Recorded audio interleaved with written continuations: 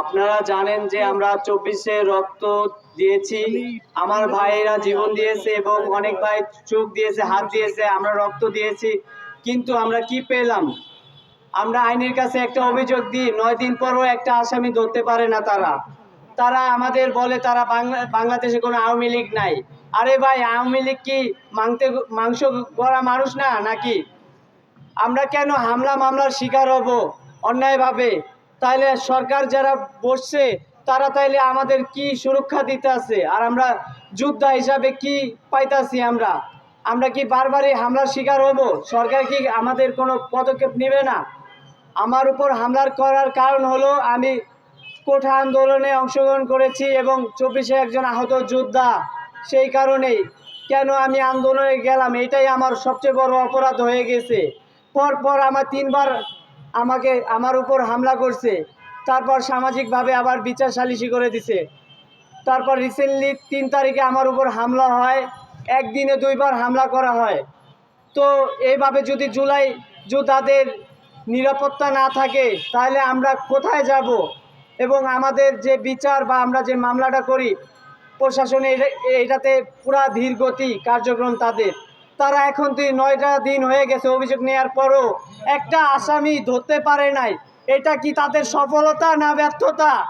আমরা কি রাষ্ট্রের জন্য রক্ত দিয়ে 24-এর গণঅভ্যুত্থানে যোগ দিয়ে কি বড় অপরাধ করেছি? এইটা কি আমাদের পাওয়া ছিল যে আমরা আইনের কাছে গেলে সাহায্য পাবো না? এবং তারা বলে যে আওয়ামী লীগ বাংলাদেশে নাই। আওয়ামী লীগ কি মাংসে গড়া মানুষ না?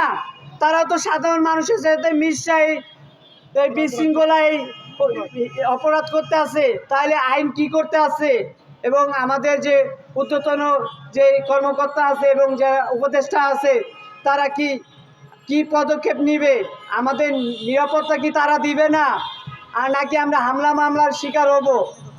আপনাদের কাছে রিকোয়েস্ট যে জুলাই যোদ্ধাদের কিভাবে নিরাপত্তা দিবে এইটা আমরা সরকারের কাছে জানতে চাই এবং এই নিয়ে একটা আইন প্রণয়ন করা উচিত বলে আমরা মনে করি। কারণ আমাদের জীবন অনেক হুমকির মুখে, আমরা কেউ ভালো নেই। কারণ আমাদের নামে মিথ্যা মামলা, মিথ্যা হয়রানি হইতাছি আমরা দিনের পর দিন। আমরা চাই যেন সুরক্ষা আইন বাস্তবায়ন করে। আমরা আগেও দাবি করছি সরকারের কাছে যেন আমাদের সুরক্ষা আইন যেন বাস্তবায়িত করে এবং যারা হামলা মামলার সাথে শিকার তাদেরকে দ্রুত সময়ের মধ্যে গ্রেপ্তার করতে হয়, এটাই চাওয়া। সবাইকে আল্লাহ হাফেজ।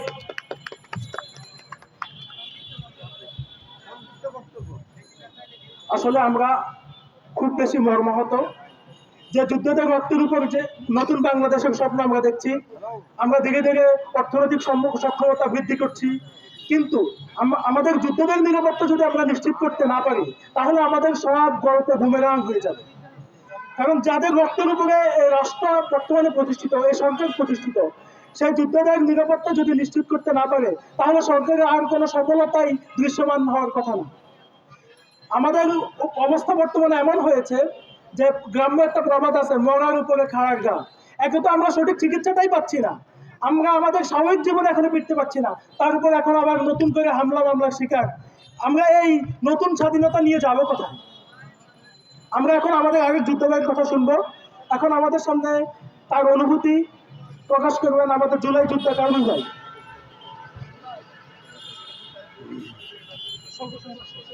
আউযু বিল্লাহি মিনাশ শাইতানির রাজিম।